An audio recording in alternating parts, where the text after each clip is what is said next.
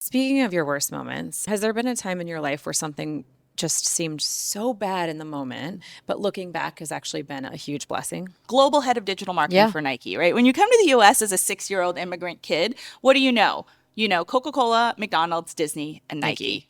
Leaving Nike, what was I going to do? I mean, I was so convinced that was my dream job. When I was so sure about that decision and it wasn't the right one for life, I was paralyzed with fear about the decision of what to do next. I mean, being an Asian tiger child, tiger parents, an A minus is an Asian F. The only acceptable jobs are doctor, lawyer, and maybe CEO. And so my entire identity, as well as my self worth, were tied to my title. I'm not gonna lie, I absolutely got a little like endorphin rush when Of somebody's like, "What do you do?" course. I'm like, "Oh, I'm the global head of digital for Nike." That's right. I run digital for, Elizabeth Arden or Revlon. It feels good because we worked really hard for it, and that shouldn't be something we take away. But when you don't have the title to announce yourself with or introduce yourself with, where does that self-worth come from? And I went through a really dark few months staring in the mirror.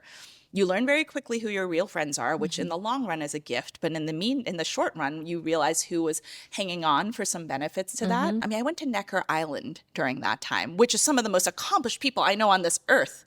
And they asked, "What do I do?" And I didn't have an answer. Like, how do you introduce yourself? How do you force yourself to have a seat at that table? Especially like we live in this culture in America where what you do is so inherently tied to your self-worth. It's the first thing we ask It's people. the first thing we ask people, which is a little bit of a shame, but it's like, how did you sort of pivot and say, you know what, actually, I am enough and I'm not defined by my title? It was a lot of inward looking to think about, well, what gives me joy? And I realized my biggest joy is when I help unlock something for someone. I solve a problem. I help unlock some weird understanding of how the algorithms on social media work or the conference circuit or whatever it is. Yeah. The joy I get from helping someone else fills my bucket.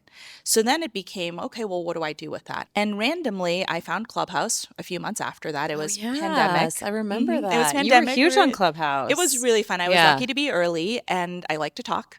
I like to help people. So in a year, I hit 3.7 million followers. So That's I became wild. a content creator, which then became ways to help people. Now it's how I do all my professional speaking. If you don't erase those confines of being in a different city, being in a job I didn't love, et cetera, and didn't have a little bit of space to have a blank slate, Yep. I never would have found that. Of course. And now I have this new, weird, different life that is incredible. But had I stayed in the corporate track, there's no chance I would have gotten there. So It's always the moments that send you sort of to your knees that are the ones that end up growing you the most. And you look back and you're like, oh, thank God for that. Because it turned me in a direction I wouldn't have turned on my own.